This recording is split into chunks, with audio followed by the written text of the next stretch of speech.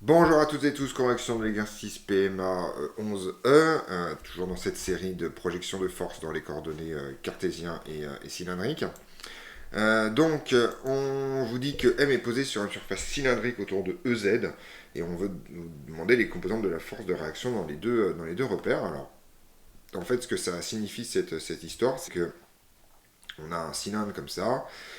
Alors, EZ, va être grosso modo, alors je vais essayer de le représenter en format habituel, c'est-à-dire que EZ grosso modo va être vers nous, comme ça. Je sais pas trop comment j'ai réussi à faire ça, voilà, hop.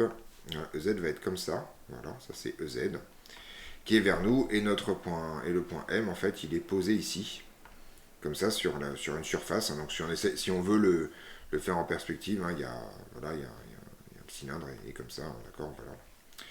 Hop là. Et donc ce qu'on sait d'après le cours, alors je vais revenir en coupe hein, parce que c'est quand même beaucoup plus joli. Et ce qu'on sait d'après le cours, c'est que la force en fait va être perpendiculaire à la surface et vers l'extérieur de la surface, c'est-à-dire comme ça. Et alors en fait, là il y a un petit théorème de géométrie, de collège à se souvenir. C'est que en fait la perpendiculaire à un cercle, ici, est en fait radiale, c'est collinaire avec le rayon. Donc voilà, alors si on fait le rapport avec ce qu'il y a ici, il s'avère donc que ce vecteur-là, en fait, ici, ce vecteur-là est collinaire à euro. D'accord, puisque z est comme ça. Par contre, selon x et y, ça a plusieurs composantes. Donc en fait, ce qu'on sait, c'est la chose suivante, c'est que la force de réaction, donc que je vais appeler grand N, elle va en fait s'écrire N indice ρ euro avec N ρ qui va être positif, c'est-à-dire de la surface vers l'extérieur. Donc ça c'est extrêmement important en fait, positif tant qu'il y a contact, c'est ça l'idée. Donc en coordonnées cylindriques, la réponse est déjà donnée. C'est relativement simple. On peut se convaincre effectivement qu'il n'y a pas de composante selon E phi qui est collinaire à la surface et pas de composante non plus selon EZ qui est collinaire à la surface, en tout cas dans le plan de la surface au point de contact. Alors après, c'est pas très compliqué d'écrire la même chose en coordonnées cartésiennes puisqu'on sait d'après le cours que n c'est n rho.